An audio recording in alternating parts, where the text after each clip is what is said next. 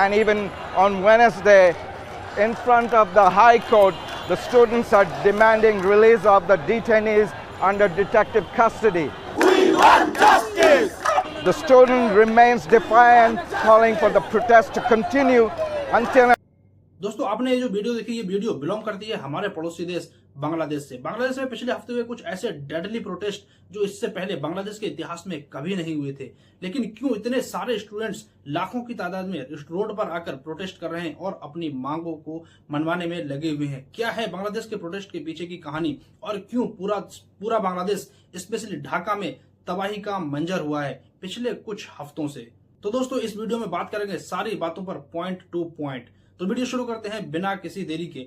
लेकिन दोस्तों, वीडियो में आगे बढ़ने से पहले अभी तक अगर आपने हमारा चैनल सब्सक्राइब और वीडियो को लाइक नहीं किया तो हमारे चैनल को सब्सक्राइब और वीडियो को लाइक जरूर करें। तो दोस्तों, शुरू करते हैं बिना किसी देरी के। दोस्तों, ऐसा पहली बार नहीं है जब बांग्लादेश में किसी बात को लेकर प्रोटेस्ट हो रहे हैं। बांग्लादेश में समय पर प्रोटेस्ट होते हैं, लेकिन हम इस मसले पर वीडियो इसलिए बना रहे हैं क्योंकि ये प्रोटेस्ट बहुत ज्यादा खास हो जाते हैं इस कैटेगरी में, क्योंकि ये प्रोटेस्ट जुड़े हुए हैं स्टूडेंट से और ऐसे कैटेगरी जिसमें लगभग पूरे बांग्लादेश की यूनिवर्सिटीज के स्टूडेंट्स ही प्रोटेस्ट कर रहे हैं और इनका साथ दे रहे हैं यहाँ के लोकल लोग और पॉलिटिकल पार्टीज भी।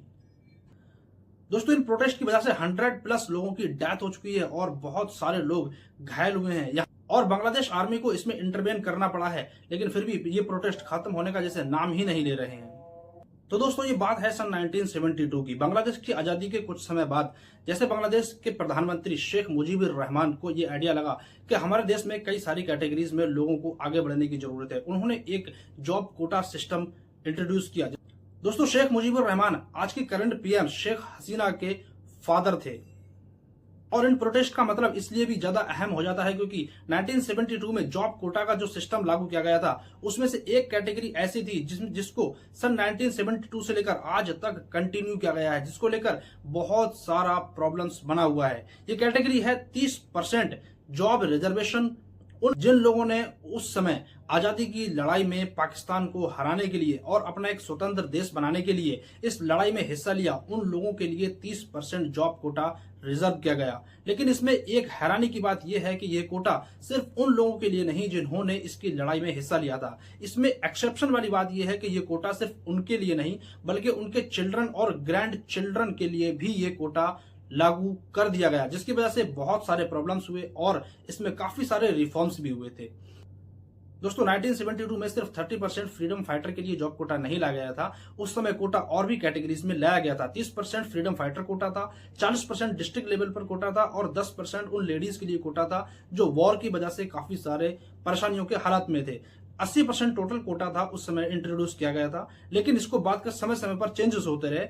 और लेकिन इसमें इंटरेस्टिंग बात यह है कि ये जो कोटा था 30% फ्रीडम फाइटर का, ये कोटा कभी चेंज नहीं हुआ, ना ही इसमें कुछ कमी हुई, ना ही इसको आगे बढ़ाया गया। दोस्तों, इससे परेशान होकर सन 2018 में इसी तरह के प्रोटेस्ट हुए थे और शेख हसीना गवर्नमेंट को इस कोटे को कैंसिल करना पड़ा। लेकिन दोस्तों, जब 2018 में ये कोटा कैंसिल हो गया तो अब इसके प्रोटेस्ट होने की क्या वजह है?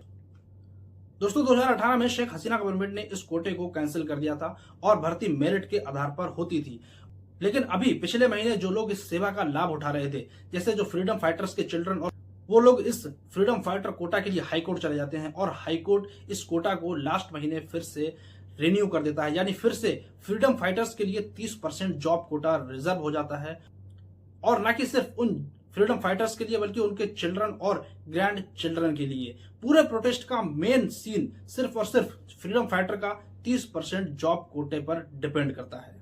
और जैसे ही दोस्तों बांग्लादेश के हाई कोर्ट के द्वारा इस कोटे को रिन्यू किया जाता है, जैसे समझो कि बांग्लादेश में एक तूफान सा आ जाता है। सारी यूनिवर्सिटी में प्रदर्शन होने लगते हैं, प्रोटेस्ट होने लगते हैं, बहुत सारे स्टूडेंट्स रोड पर आ जाते हैं, उनके साथ लोग भी रोड पर आ जाते हैं और देखते ही देखते यहाँ पर पुलिस के हाथ से सीन निकल जाता है और यहाँ की आर्मी को कमान संभालनी पड़ती है। लेकिन ये प्रोटेस्ट इतने डेडली थे कि 100+ डेथ्स हो गई और बहुत सारे लोग इसमें जख्मी हो गए। और फिर यहाँ पर दोबारा सुप्रीम कोर्ट का फैसला आता है, जिस सुप्रीम कोर्ट के फैसले में इस पूरे कोटा को कैंसिल कर दिया गया और सिर्फ 5% कोटा फ्रीडम फाइटर्स के लिए रखा गया।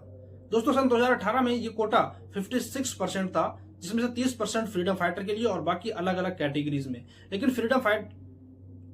और यही 56% कोटा हाईकोर्ट ने दोबारा से रिन्यू किया था। लेकिन इसी को लेकर जो प्रोटेस्ट हुए, उन प्रोटेस्ट के चलते हुए सुप्रीम कोर्ट ने लेटेस्ट न्यूज के हिसाब से सुप्रीम कोर्ट ने सिर्फ 7% कोटा वहां के फ्रीडम फाइटर्स और अलग कैटेगरीज के लिए रखा है। 5% कोटा स्पेशली फ्रीडम फाइटर्स के लिए और 2% कोटा अलग अलग कैटेगरीज के लिए। लेकिन इसके बाद भी बांग्लादेश के प्रोटेस्ट शांत होने का नाम नहीं ले रहे हैं और इन प्रोटेस्ट के अभी तक खत्म ना होने के पीछे बहुत बड़ा रीजन है, क्योंकि गवर्नमेंट ने बहुत सारे प्रोटेस्टर्स, उनके स्टूडेंट्स और उनके लीडर्स को अरेस्ट किया है। उनकी मांग है कि उनको भी रिलीज किया जाए। और सबसे इंपॉर्टेंट, शेख हसीना का एक बयान जिसमें उन्होंने प्रोटेस्टर्स को रजाकार बुलाया।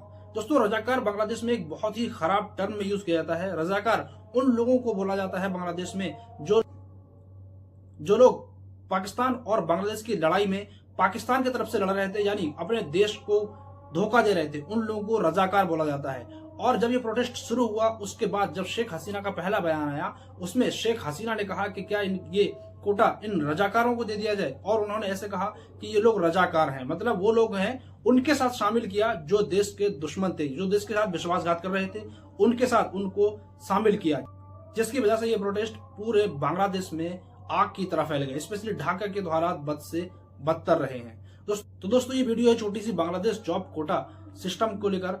अगर वीडियो पसंद आई तो चैनल को सब्सक्राइब करें और वीडियो को लाइक करें।